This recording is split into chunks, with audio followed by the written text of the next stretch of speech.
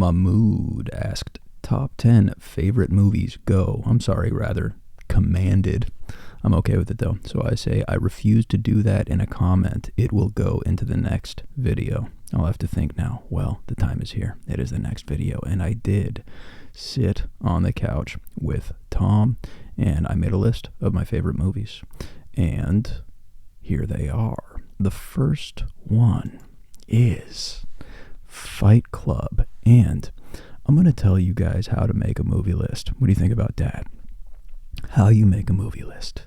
1 through 10 is you start with number 1. Okay, don't go to 10 and work your way inward. You start with your favorite. Now, that's not to say Fight Club is not my favorite movie, okay? All of these, for the most part, are mix and match. But the way you want to go about it, at least the way I figured to do it, is find out which movies are most impactful to you, and then you'll have a good basis for what your favorite movies are, not just the ones that maybe are popular, but the ones that have played some sort of a role in your life. So Fight Club definitely helped me with my abs, because that's when I found out people love abs. So ever since this movie, I think I was about 18-ish, 19-ish, saw it, in fact, with my girlfriend at the time, I worked on my abs. And at the time, I think Pitt was 39, 40, whatever it was. I remember I got out of the theater, and my buddy who was with me goes, dude, did you know Brad Pitt is such and such? I think it was late 30s. And at that point, we were like, okay, it's possible for, I can't believe I'm saying it now, old dudes to have muscle. And I'm going to tell you, this fucking guy, are we 2 minutes in yet? I don't care. I don't care if I get demonetized. I'm not doing this for money. This fucking guy is pretty much the reason. Here, let's see if I have abs. You guys tell me. Hold on. I'm actually going to do an ab shot here. If it looks like shit, then I'm going to cut it. But hold on.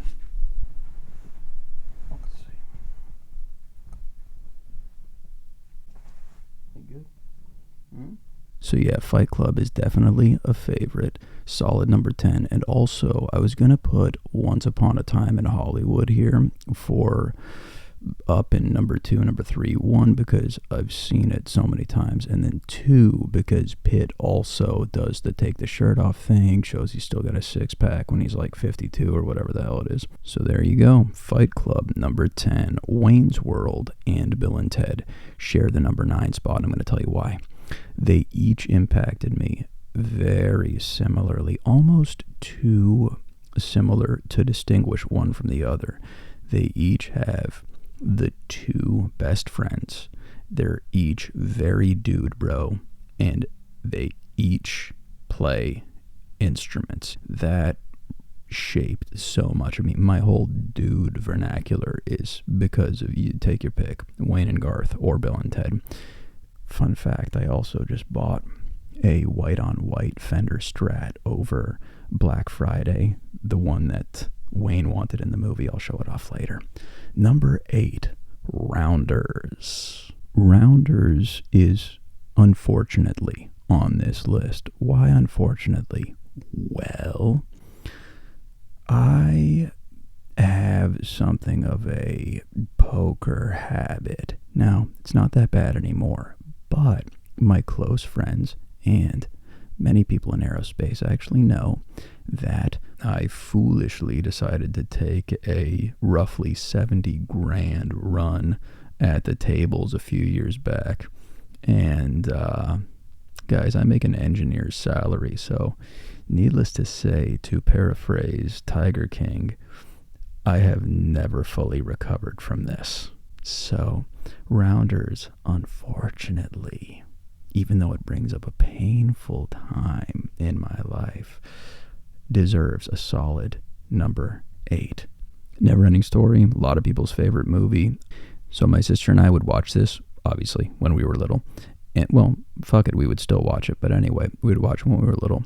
And I would go to the fridge, get a 2-liter bottle of soda out of the fridge, and then I would come back and I would shake it up and then I would twist the cap, and then it would obviously go, and then I would go, turn around. It was a song from Never Ending Story, because it would start with like a Fantasia thing. Anyway, just a cute story. Thanks. The other guys, number 6. I put this one on here because it is so quotable. Aim for the bushes. Just like, dude, watch The Other Guys if you haven't seen The Other Guys. This thing actually sacrilegiously took the spot of Spaceballs. Spaceballs would have been up here. I wanted to put a Brooks movie on here. It was going to be Spaceballs. But when it came down to it, and it was because it was a comedy, when it came down to it, I went with The Other Guys because I just shared too many moments with Tom on this one. So it booted out Spaceballs, even though Spaceballs gets honorable mention as one of the first movies I saw with my dad in the theater. But I also saw a lot of these other ones with him too, so I'm not worried about it. Big Trouble in Little China, number 5 actually, part of the trivia question answer that I just asked the other day. Cool story about Big Trouble in Little China. One of the reasons I was so into it is my uncle worked on it, and I don't want to say exactly what he did because it would give away too much. But anyway, one day, Lo Wang, Dennis Dunn, shows up at my grandmother's house with my uncle. Not a trip. And my uncle introduces him to me, and I was obviously stoked because I had already seen Big Trouble in Little China at the time. And I remember I asked him if he could do one of those wall walk backflip things like he did in the movie. There's a time he drinks this potion in the movie, and he's able to walk on the walls for a moment. And so I asked him if he could do that, and I remember he looked at my uncle, they both laughed, and he told me, I was like a 6-year-old kid, he goes, I will next time I'm here, and I'll remember to bring my potion. It was just the nicest thing for him to say. Dennis Dunn, really cool guy. All right, number 4, 3, and 2 are really just in their places because they are movies that were on constant repeat in our house in the early 80s. And that is The Princess Bride, number 4, right? As You Wish. Talk about quotable lines. Very, very memorable movie, The Princess Bride. I don't have to say much about Return of the Jedi other than the fact that it was on VHS when we had it. And if you take the VHS, the actual tape out, you'll find that the part where R2 ejects the lightsaber and Luke does a flip over that diving board and cuts the guy, that part in the VHS is going to be really worn thin because I think I watched that backflip thousands of times, okay? Back to the Future. Back to the Future is so dear to me for a variety of reasons. A lot of you know it has one of my favorite moments, maybe my favorite moment, where George McFly gets the courage to go and kiss, I forgot her name again, and saves the day. Well, other reason I liked Back to the Future is Johnny Be Good. One of the first songs that really made me want to play guitar was Michael J. Fox jamming out to Johnny Be Good. Back to the Future, solid number 2. Could have been number 1, but it's not number 1. Let's see. Number 1 surely has to be the movie that I have seen the most times out of any movie that I've seen. And there's actually good reason for it. You see, when I just got out of high school and I had my first place, I didn't have cable. I only had a DVD player and one movie, The Matrix. It was on repeat, nonstop. All that played in my apartment was The Matrix for several months. It's all I had. And I also had Tony Hawk Pro Skater, so I played Tony Hawk Pro Skater a little bit. But The Matrix was on while I did my work and my studies. It was just on a loop. And as a result, I know it forward and backward and know all the lines and all that stuff. And I just know it really, really well. And I'm very familiar with it. And as a result, it's my number one. And coincidentally, there is this dude that actually has brought a lot of joy into my life over the last 6 or 7 years. And this guy was doing some matrix math the other day, trying to figure out what character he was. He actually decided on a character, and I understand why. It's because of the whole mentor aspect, and yeah, I get it. But something didn't sit right with me. I couldn't put my finger on why, and I kept thinking. I was thinking for like hours today, yesterday a little bit, and it hit me. And it wasn't until I started doing this matrix math also while I was thinking of this number one spot where things started to like converge. It was really weird. I started thinking of number one, what makes the number one spot, the matrix, the one, and coincidentally you got the one in the matrix, right? And then I started thinking, what makes the one the one? And then I realized the Matrix is not my favorite movie. My favorite movie is The Fifth Element. See, there were other Neos, but in order to be the one, you have to find a trinity. And then the two of you use the fifth element to fight in the real world for the salvation of those in the digital. Calling yourself Morpheus was a very Neo thing to say. We love you, dude. Next. Art Deco city architecture. Have you done the Mandela effect yet? It will mess you up. I had not, so I say I never heard of it, and that's awesome. I'm going to include it in the next vid. It's true. I never heard of the Mandela effect. By the way, Blues, if you're listening, I know you wanted some wacky history stuff, and I meant to get around to that. Hopefully this will kind of satisfy it. It's not wacky history, but it's kind of recounting history in the wrong way. Here, let's learn about what is the Mandela effect. This is from Very Well Mind, how masses of people can have the same false memory. The Mandela effect refers to a situation in which a large mass of people believes that an event occurred when it did not. The term was originated in 2009 by Fiona Broome after she discovered that she, along with a number of others, believed that Nelson Mandela had died in the 1980s when he actually died in 2013. Other notable incidents of the Mandela effect: Henry VIII eating a turkey leg. People had a memory of painting Henry VIII eating a turkey leg, though no such painting ever existed. There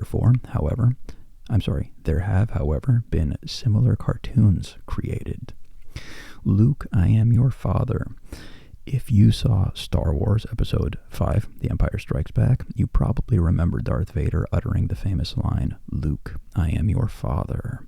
You might be surprised to learn then that the line was actually, "No, I am your father." Most people have memories of the line being the former rather than the latter. Yeah. Mirror, mirror on the wall. If you watched Snow White and the Seven Dwarfs, you probably remember the line, "Mirror, mirror on the wall, who's the fairest of them all?" You may be shocked to learn then that the line actually began with the phrase, "magic mirror on the wall" instead. Oscar Mayer. There is some controversy over the spelling of the famous brand of hot dogs, Oscar Mayer Wieners. Some people claim to remember the brand being spelled M-E-Y-E-R instead of M-A-Y-E-R, the correct spelling. Location of New Zealand. Hey, this one got me. I'm sorry, New Zealanders. There's a few of you that watch this. Where is New Zealand in relation to Australia? If you look at a map, you will see that it is southeast of the country. However, there is a community of people who claim to remember New Zealand being northeast instead of southeast. For some odd reason, I thought it was southwest. I don't know what I'm thinking. I need to look at a map again. The Berenstain Bears, the famous children's book series, The Berenstain Bears, is not immune to the Mandela effect. Many people report remembering the name being the Berenstain Bears, spelled with an E instead of an A. This is similar to the Oscar Mayer issue and hints at perhaps an underlying cognitive reason for the Mandela effect instead of parallel realities, as some people believe parallel realities. That's hilarious. Shazam! One of the most well-known examples of the Mandela effect is the collective memory of a movie called Shazam that starred, I know where this is going already, actor-comedian Sinbad in the 1990s. In fact, no such movie exists, although there was a children's movie called Kazam and some other coincidences that could help explain how this movie became created or remembered in many people's minds. Never mind, that's not what I was thinking of. Pikachu. Many people report remembering Pikachu, a Pokemon character, as having a black-tipped tail. In reality, the character has always had a solid yellow tail. Mickey Mouse. Mickey Mouse might be the most famous cartoon character in the world, but even Disney's famous mouse is often misremembered in the mind of fans. People often report the character wearing suspenders when he does not. Fuck off. Oh my God, I don't even want to check. Explanations for the Mandela effect. You know what, we have a lot to get to. I don't want to check out the explanations. Confabulation sounds interesting, though. Confabulation involves your brain filling in gaps that are missing in your memories to make more sense of them. I never do that. Just ask my friends. This isn't lying, but rather remembering details that never happened. Oh my God, I'm using that line. Look, I wasn't lying. I was just filling in the details with shit that I wanted to put in instead. Confabulations tends to increase with age. Oh my God, we need to move on. I'm going to find out this channel doesn't even exist, and I've been lying to myself by the end of this. Okay, what else do we have? Oh, we have Jake's Corner. Hell yeah. Dude, I wanted to get to Jake's Corner, actually, believe it or not. I reprimanded Jake like an asshole the other day because I was being a sensitive baby and I thought the stuff he was posting could be construed as vaguely racist, even though it wasn't, and I was just being dumb. Jake has been submitting some amazing stuff lately to our chat, starting with this unbelievable one. Watch this madness. China, I don't know where this is, but we've got a lady cleaning a floor. Very slippery floor. And we now have a tiger chasing after a goose. Now the tables have turned, and now the goose is chasing after the tiger, who cannot get his footing, slipping, and the goose chases him into a cage. And then he shows off. The goose is like, ha, dude, crazy. Craziness. What's the next one we got? This one? Okay, look, don't hate me for this. It is what it is. You can't mess with facts. And these dudes' faces have GoldenEye N64 graphics. Okay? You don't have to laugh. You don't have to laugh at it. If it's true, it's true. It just is what it is. Okay, we can look at facts for face value. No pun intended. I didn't even mean that. But these guys do, in fact, look like they come out of GoldenEye N64. And trust me, I know GoldenEye N64. I did a Wikipedia reading on it. Okay, I'm very versed in this. And it was a good submission, I think, from Jake. I think it's a good call. And I think these guys would also agree with that. Let's move on. We've got this one. I fucking hate when bathrooms have this type of urinal. They blow piss everywhere and it's disgusting. This one is absolutely bonkers. Florida couple arrested for selling tickets to heaven. A couple in Florida, Tito and Amanda Watts, were arrested a few days ago for selling golden tickets to heaven to hundreds of people. They sold the tickets on the street for $99.99 per ticket, told buyers the tickets were made from solid gold and that each ticket reserved the buyer a spot in heaven. Simply present the ticket at the pearly gates and you are in. Tito Watts said in his police statement, "I do not care what the police say. The tickets are solid gold. And it was Jesus who gave them to me behind the KFC and told me to sell them so I could get me some money to go to outer space. I met an alien named Stevie who said if I got the cash together, he would take me and my wife on his flying saucer to his planet that is made entirely of drugs. You should arrest Jesus because he is the one that gave me the golden tickets. Now, I am willing to wear a wire and set Jesus up." In her police statement, Amanda Watts said, "We just want her to leave Earth and go to space and do drugs. I did not do anything. Tito sold the golden tickets to heaven. I just watched." Police said they confiscated over $10,000 in cash, drug paraphernalia, and a baby alligator. Guys, is this real? Can someone please tell me if this is real? I want to believe it so bad. I didn't fact check the Jake, nor am I going to begin fact checking Jake. That takes all the fun away. Moving on. Okay, we got Tom's desk now. And we're just going to watch this really quick. Oh, this is the end of it. I'll do some editing. Got a dude cutting a tree, and things go, I can't, I'm about to die. I can't. I need to watch it again. Can we watch this guy get flung around? Oh my God, rewind it. Let's just see it one more time. He's cutting it. Goes down. Boom. Oh my God, I'm dying. I want to laugh so loud, so this needs to go bye-bye immediately. And then this one was kind of interesting. Tom sent this to us, actually. It just showed this guy, David Email, I guess, says, just tried pricing out our $52,199 Mac Pros at the office for trade-in, which you can still buy from Apple for $52,199. And he shows when he tried to calculate the trade-in value, it says, "Thanks for confirming. You've got $970 in trade-in value." So Marquise Brownlee says, fun fact, if you plug in a 4-year-old $50,000 plus Mac Pro in Apple's trade-in site, you don't even have enough credit to buy an iPhone 14 Pro.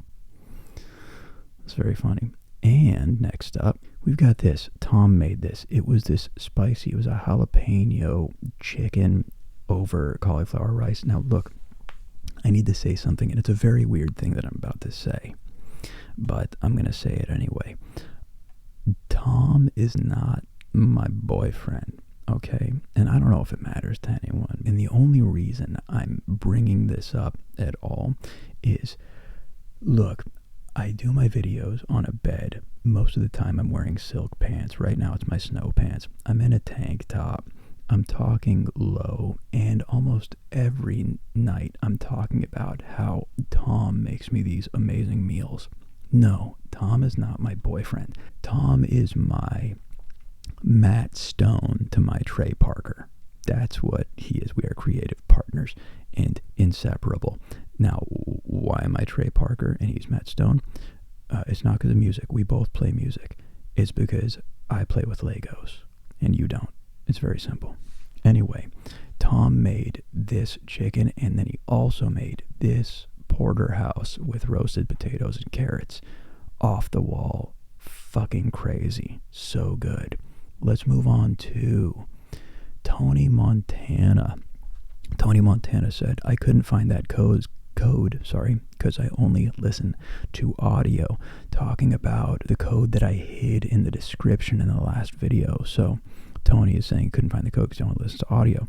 But I don't think you'd be able to do audio codes. People might notice if you just stop mid-video and blurt out AQ6H, so on and so forth. I say I want to believe that's a real code so bad. Your challenge, however, is accepted. Be prepared for audio codes.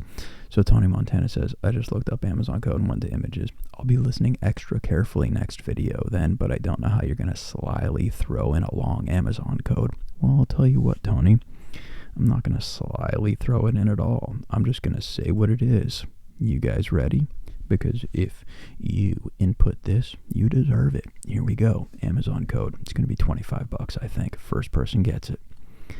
Zulu, Kilo, 9, Victor, Kilo, Victor, Hotel, Sierra, November, Golf, Papa, X-Ray, Alpha, Golf.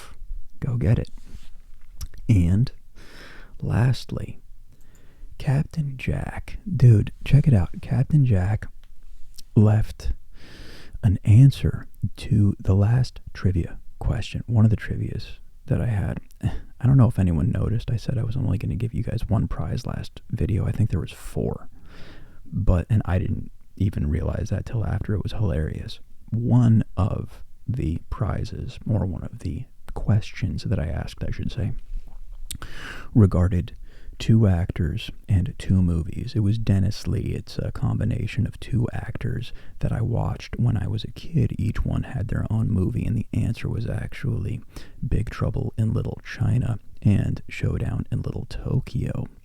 Big Trouble in Little China starred Dennis Dunn, who I talked about earlier, and Showdown in Little Tokyo starred Brandon Lee. Now, Pepperoni Tony answered correctly and got the $40 for it. But then Captain Jack actually said Bruce Lee, Enter the Dragon, Dennis Dunn, Big Trouble in Little China. So I say so damn close. Also technically the truth, since I also watched Bruce in Enter the Dragon.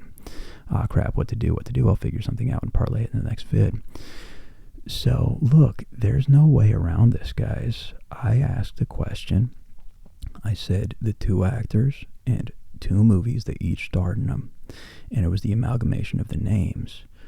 Captain Jack is right. I also watched Bruce Lee in Enter the Dragon. It was one of my favorite movies. The criteria is satisfied. Captain Jack, dude, you get $40 too. It's incoming, buddy. I already got you in the previously sent e-card list. I'm going to send it out your way. How crazy is that, man? Yes, you're right. Not only did I watch Big Trouble in Little China, I also watched Bruce Lee in Enter the Dragon. Now, did it satisfy the Little Tokyo because it was Little Tokyo trivia? No, it did not, but it satisfied the criteria whether you like it or not. So, that is all for today. I'll talk to you guys in the comments. I think there was something else I wanted to say, but I forgot it.